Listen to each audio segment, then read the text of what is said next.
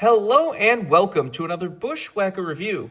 Today we are going to be taking a look at Chase Elliott's Hooters Night Owl from 2020. As always, take a look at the box. Once again, you have the generic 2020 box. This was back when they at least had drivers on their generic boxes.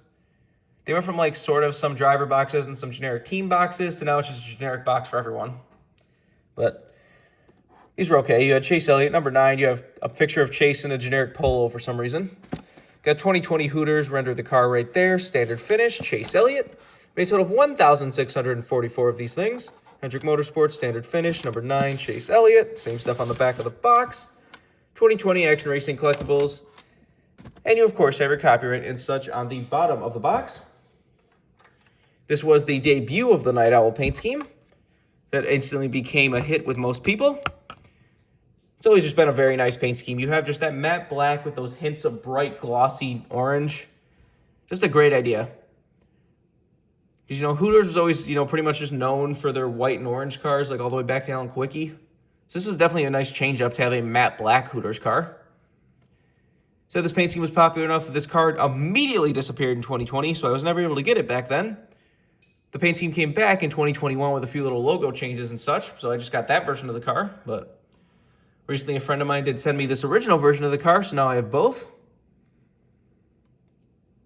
So the Night Owl paint scheme I've always just liked. It was stupid, as I've said before, in 2020, what was that, 3, when they actually literally put Night Owl on the car. Like, don't put the nickname of the paint scheme on the car. That is stupid. So I think I went on a rant in that video, too, when that came out, because it was like, you want a Penske car that says scallops on the side of it? Whatever. Anyways, let's get back to this car. Do a quick 360. You can see it has a nice glossy orange mixed with a matte black. Just a really, really nice paint scheme. Definitely a shame we're never going to get any more Hooters cars. Said Hooters of America went bankrupt, but I guess there's still going to be some Hooters surviving because there's like 2 separate Hooters. There's like, you have Hooters of America, which has like 90% of the restaurants, and you have like some of the original restaurants are under like Hooters Original or something that's like a completely different company technically. So if you have any of those, you're still going to have a Hooters, but most of them are closing around the world, and they went bankrupt, and that didn't pay Hendrick anymore, so. Luckily, they did win their final race. We took a look at that like a month or 2 ago. So Hooters went out with a win, which is at least nice to see. Anyways, let's get back to this car. On the hood, you have Hooters. You got Chevrolet Camaro ZL1, Hendrick Motorsports, and number 9. Down the side, you have Hooters. You got Napa Auto Parts back there. Front of the rear wheel, you got Unifirst and Mountain Dew. You got Valvoline and Kelly Blue Book on the C post. And Exalta, Freightliner, Hooters, Mack Tools, Siemens, and Cincinnati on the B post. Has your regular contingencies and such up front. The 2021 version had like A-Shock or something right there.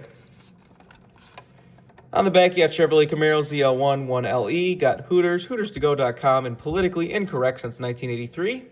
Number 9 and Valvoline on the back. On the deck lid, you got Napa Auto Parts, and on the roof, you have Hooters. This is number 1,616. Interesting number there. Got the same stuff down the other side. Let's take a look under the hood. That is one stiff hood. Damn, I haven't seen a stiff hood in a while. Most of the hoods nowadays are just super loose. Anyways, you got a Chevy bow tender there. There's the engine detail if you want to see that. Obviously, no deck lid. The roof flaps, of course, do open. And there's the inside of the car if you want to see that. Not a whole lot to talk about with a car like this. Just a really cool paint scheme. Like I said, I always loved the Night Owl paint schemes. Because they had the Night Owl for a couple years, then they went back to a white paint scheme, then went back to a Night Owl, and then, his final year was basically a Night Owl. It was still a black and orange car, but they didn't really seem to refer to it as a Night Owl as much for whatever reason. I don't know. Like I said, Hooters went out with a win, and now Hooters is probably gone forever from NASCAR, because the main Hooters Corporation, or whatever you want to call it, has gone bankrupt and filed for bankruptcy. So I doubt they're coming back from that. Although some companies do survive those things, like Hertz, was obviously in NASCAR for a while. They went bankrupt, and now they're just back fine now, so who knows. Anyways, if you want this car, like I said, it did disappear back in the day. Once the 2021 came out, this might have been a little bit easier to get, but for high number Chase Elliott cars, still did get rare at the time. So not sure exactly how easy it'll be to get. Remember, for all your other diecast needs, you can go to circlebdiecast.com, and if you use the code BWhack, you can get $5 off shipping on any order over $30. So go check that out if you want anything. But I've introduced all there is to say. This has been a review of Chase Elliott's Hooters Night Owl for 2021. Hope you enjoyed, and thanks for watching.